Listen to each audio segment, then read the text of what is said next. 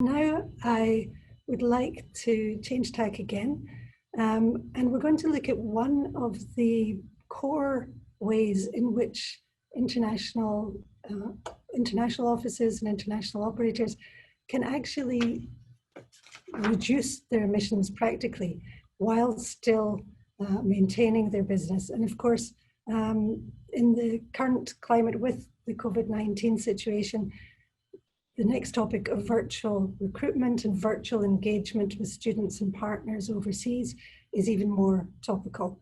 So I'm delighted now to introduce our two next speakers, who are from Education New Zealand.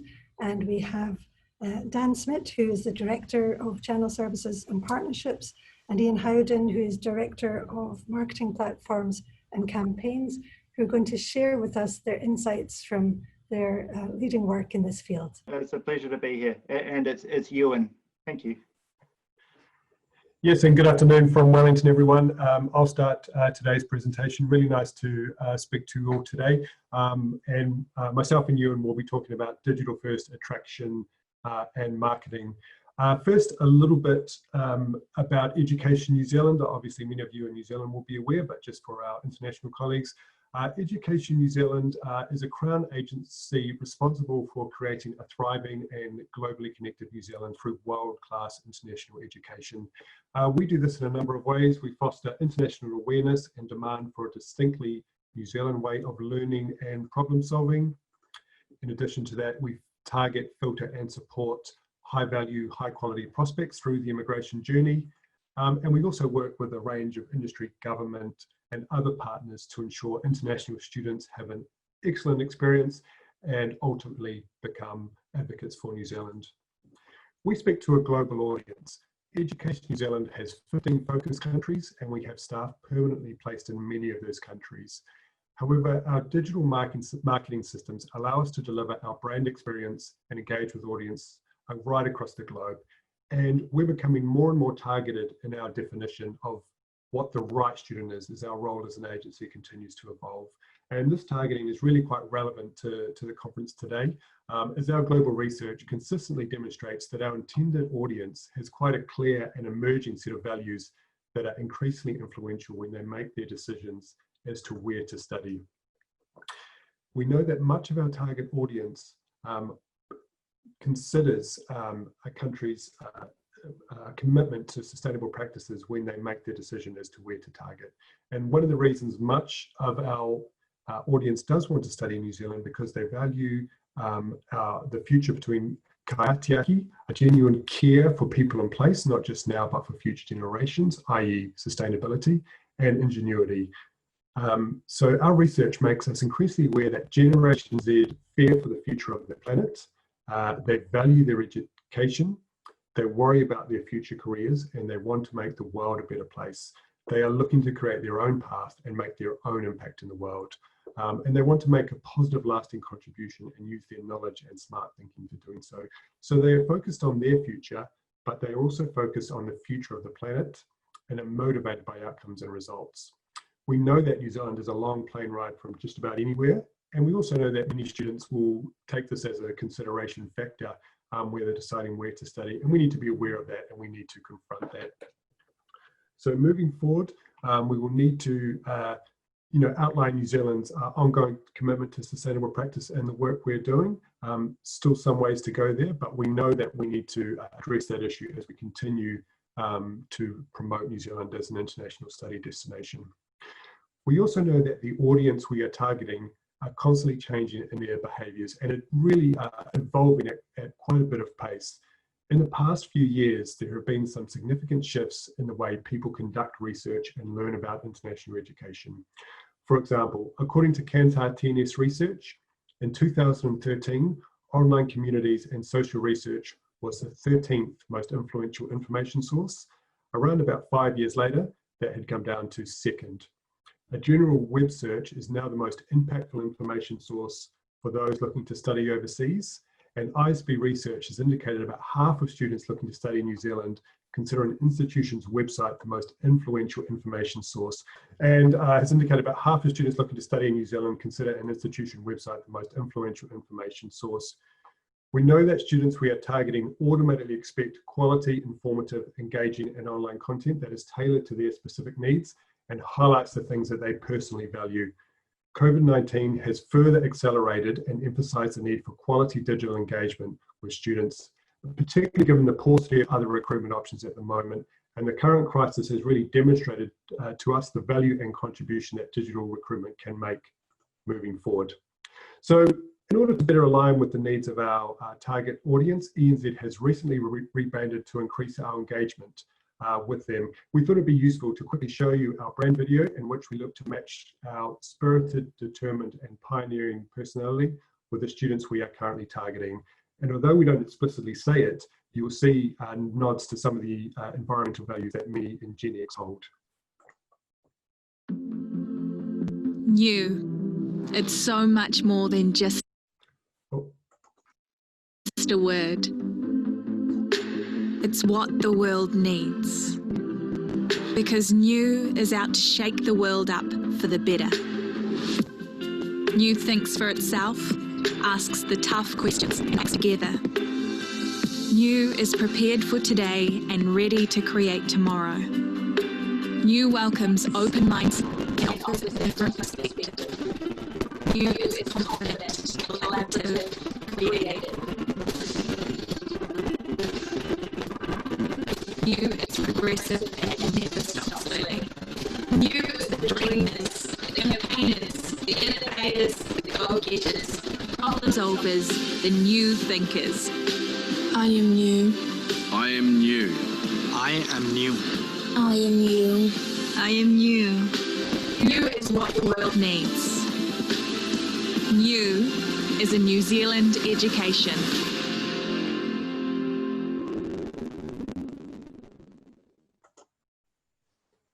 Okay, thanks, Dan. Yeah, apologies for the sound there, guys. Hopefully you got the gist of that. So this slide here, really, it's telling us something we all hopefully know, that Gen Z, they're the first generation to only know a digital world. But not only that, we reflect on this the other day, they're also the only generation that's grown up not knowing anything but climate crisis. To them, it is a real and immediate threat, and it's all they've known. They've also been at the heart, of course, of driving climate action. And so they've got some fundamental values and outlooks that are quite different from previous generations. And for us as an international study abroad destination marketing agency, we've got to be relevant for them. Next slide, please. We've got to find ways to demonstrate values of our brand that align with what their values are. Next slide, please. And so about 4 years ago, we embarked on a digital transformation journey on how we go about doing the business of destination marketing, how we go about the business of conveying a brand to the digital world.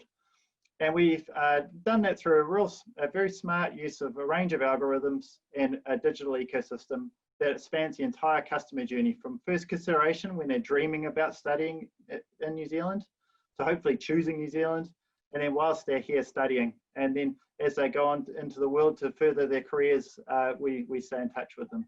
Next slide, please. And forgive me if you hear occasionally in the background, I've got young children at home who are intent on distracting me. And so, yeah, like I mentioned, that's from first touch point when they're dreaming in the social space, because these students heavily live in the social place, through to choosing New Zealand, and then whilst in Nomai. Next slide, please. And that manifests itself in a student customer journey like the one I'm going to talk to here. So Mary Ross is a real student. She first joined in with us in late 2017. She signed up to find out more about studying in New Zealand. She went through a range of our email campaigns, which are all automated campaigns, hopefully answering the questions about why would you choose New Zealand, why would you consider studying here, or why would you send your child here. But she then went quite quiet. She really didn't engage with us for nearly a year. And this to me represents often how long it takes in a decision journey. She then re-engaged with one of our global campaigns at the end of 2018. And then she went through one of those algorithms I mentioned earlier, which is a matching algorithm. So there are 60,000 options in New Zealand to study if you're going pan-sector. And traditionally, Mary would have had to have traveled probably intercity to go and talk to an agent to map out what options were available to her. And of course, you know, with the lens of a New Zealand's attraction sort of profession, often they'll be put into a different market. But she did all of that probably from her own bedroom using our matching algorithms. She then chose a course and got matched at EIT. She reached out and connected to them through our platform. We could see with our first of its kind connection with immigration that she got a visa. They then sent an email out to her to invite her to join the Know My program, which is for while she's studying here. And if you look at that, that's over a 2-year customer journey, and she's still engaged with us, and it's a digital first one. So this is our model, and I don't think it would ever replace entirely the physical connections, because there's a lot of, yeah, it's all about people, of course, but there are a lot of points in this customer journey over 2 years that were traditionally a physical, real world one that she often would have to travel for. You think events, intercity, which this can complement and in time replace to some of these students, if you particularly think about the values that we mentioned earlier. Okay, next slide, please. Now, how do we do this? This is our tech stack. Now, of course, I'm the first to admit this is a very overwhelming slide. It's got a lot of boxes and arrows and plumbings and things, but this is what it takes to do an enterprise level experience like the one we just talked about. It's got a whole bunch of things in there. It's got automated marketing, it's got chatbots, it's got algorithms, it's got numerous websites, it's got partnerships with immigration, of course, our provider institutions here in New Zealand, a range of global technology platforms and smart algorithms. But at its heart, it's all about trying to engage an audience, in this case, a particular person, with an experience that's fit for them, right place, right time. Now, this is enterprise level, but there are lots of things within this that you can actually pick up yourself. There are quite a lot of free versions of, say, automated marketing. Chatbots are easy to stand up, but this is how we do it. Now, bringing it in, next slide, please. Bringing it in to something more timely for in this immediate place is around the COVID response. So we have over 40,000 students here in New Zealand still studying. And during the lockdown that we've recently come out of, or still on horizon 2 of it, they were quite isolated. Many of them had only just recently come to New Zealand, and they didn't quite have the social connectedness and the networks around them. And we flexed our whole ecosystem to try and enable them to talk to each other and stay connected in a digital environment. Of course, they have their own platforms, but at a government level, this was our effort. And here's a little video of 4 students and telling about their story during lockdown that we enabled. I'm from Vietnam. I'm Nileshwari from Amche, Mumbai. My name is Sivi Shastri. You may call me Sivi, and I'm from India. Hi guys, I'm Cindy, originally from China. How have you been coping with the lockdown? So I feel really scared for my parents, and every single day I have to call them. People like in India, women who being with their family all their life, giving up that and living alone is the biggest challenge that I've faced. But actually, I feel very, very, very confident right now that wherever I go in the world next, I know I'll survive and I know how to take care of myself. What has been the most challenging thing for you? I think the most challenging thing for an international student is different studying cultures, because mostly New Zealand students have to study on their own, which is make me feel like lonely sometimes.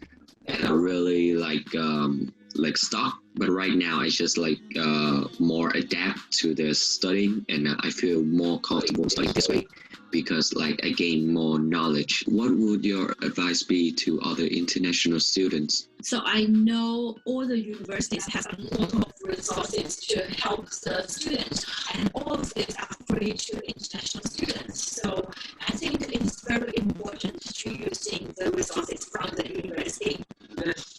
If you're home, as long as you're here, you should feel welcome. Engage with your batchmates, engage with your classmates, keep in touch, keep yourself updated, and you keep engaging. We are out there to look out for each other. We all in this together. Cool, thanks, Dan. So hopefully you can see that whilst we have got a large focus on offshore attraction and preference for country building for New Zealand, we still have a large role of experience here in New Zealand, because ultimately if these students have a good experience, they will then advocate to their peers back home. And having a digital first platform to enable that is immensely powerful. And it's not unique, but it's quite a special place New Zealand holds in the world in this space. This is another example of students connecting with each other through our communities. We have what we call Kiwi Ambassadors, which each intake of students each year, we just ask the audience of who's interested to help tell, pay it forward and tell the story of their experiences and be available for questions and for live streams. We do a lot of that now in the social space to connect with these Gen Zs because that's kind of where they live. And we've also recently set up a Facebook group, which was about studying in about looking to study in New Zealand, but now it's a support group. And that's going really, really well. And it's predominantly students talking to prospective students and others about their experiences and how they can help each other. And there's a wide range of questions in there. So we're really pleased with how that's going. And it's another tangible example of how a digital first capability and access to audience is also helping people stay connected and have a good outcome. Thank you. Next slide, please. Okay, and just a little bit more on some of our partners who help us in terms of recruiting students to come to New Zealand and marketing to students to come to New Zealand. We know that as well as students, education agents are increasingly involving the way they market and they recruit, and are increasingly starting to combine the more traditional recruitment work that they've often done with the digital content that is available. And we can see that they're starting to demand a bit more from their providers around the digital collateral and the connections they are provided with. Around about 9 out of 10 agents consider the availability of an online application service important or very important, according to ICIF in 2018, and that was the first time that had come up as something that agents were really focused on. And just as a little example of this, ENZ has an agent engagement platform called Agent Lab. So 3,700 agents have registered for Agent Lab since July 2019, and once they're registered, they can access news, documents, courses, and webinars. What we've really seen over the past 3 or 4 months as COVID has really taken grip and has been something of real concern for agents and students parents, is that agents have been really hungry for information and they've gone to digital platforms to find that information. So regular webinars are run through Agent Lab, and our most viewed webinar on the platform, specifically around what to do in Alert Level 4, that was the purpose for that webinar, has been viewed almost 1,100 times. And of course, the benefit of digital platforms, and Euan has talked about this as well, is that they can be tailored towards current events and agents' immediate needs. Within Agent Lab, we launched a COVID-19 specific FAQ page so agents could start to get the information they want. And by no means is Agent Lab the primary contributor to this, but a recent kind of high-level survey that we did through Agent Lab, we sort of learned that 97% of agents were satisfied or highly satisfied with COVID-19 related information provided by New Zealand education providers and Education New Zealand, really demonstrating the effectiveness of digital channels and really getting across information and the things agents need. So that's a really great indication of how important digital recruitment, digital communication, and digital marketing can be. Great, thanks, Dan. So where to from here? You know, we're operating in a highly complex and dynamic environment, particularly, of course, with COVID, but even irrespective of COVID, the Generation Z and those that are coming behind them, they are foremost focusing on the value that they can grow for themselves and alignment that they need for choosing an offshore study destination around the sustainability and environmental impact. And that's not a small thing for us to navigate as a country, with Dan's comment earlier about us being at the bottom of the world. You know, that's a existential threat almost for us, particularly for these audiences. So we're definitely going to be leaning more into the digital space, not solely, but we'll be continuing to iterate, test and learn, find new ways of offering the same sort of experience that once traditionally would have been a physical experience, you know, particularly around fairs and conferences. Personally, I wouldn't see them replacing solely, but they definitely complement those. We're in advanced discussions in China with Tencent. They've got a enterprise level conference platform that we're exploring with them to enable some kind of first of its kind experiences in that space. And of course, working with our sector and students to look for more services that they can find, that they're going to find useful. And probably one last one that we're exploring actively is what a blended learning environment could look like. with digital and physical experiences. So thanks everyone for your time. It was a pleasure to share the story with you. That's all from myself and Dan. Of course, we're available for any questions that you may like to ask us. That was absolutely fabulous. Thank you. And obviously, yes, you must be feeling very well. We don't have much time, but I do just want to pick up on one question that's come through in the chat. And that is, what comes next? And if you could focus particularly in your answer, please, on what are the emerging technologies that you might want to look at next? Shall I have a go, Dan? Sure. So one front of mind for us is around a concierge, a virtual concierge, to help you navigate that digital customer journey and learning experience. Yeah, we've got a first foray of that with a chatbot, is smart, but what we're looking at is an AI-powered virtual human as an example, because people still need to interact with a person and receive, be able to ask questions and get intuitive responses to navigate the complexities of what they want to study and when they're studying. They'll never replace people, I believe, but we're actively exploring how a virtual human may help supplement and complement in certain areas of that learning experience, and how we can introduce that through our ecosystem. So it's probably, from my perspective, a big play that we're exploring. Fabulous, thank you. And sorry, if I could just pick up on one question as well that's come through the chat, which is, have you done any work to try and measure what the carbon footprint of virtual recruitment is in comparison with traditional farms? Dan, have you got anything around Air New Zealand's discussions? No, so we're as an agency, we're beginning that journey as well, to understand a little bit more what our emissions are and things we can do to, I guess, reduce those, and the role of digital recruitment in that process. Like you heard in the previous presentation as well, we are in discussions with Air New Zealand and others to try and measure some of that, but no, we haven't done any formal research on that at the moment. Great, thank you very much. It sounds like there's going to be a new emerging job opportunity in future for people who really are good at A, managing virtual events, and B, can really are specialists in measuring the emissions involved in various aspects of international education.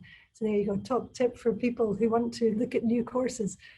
Okay, I'm afraid that's all we've got time for, but thank you very much, Dan and Euan, for your time today. And it was really fantastic to have both of you contribute to that. And obviously, it fits so well with the Think New platform and approach as well.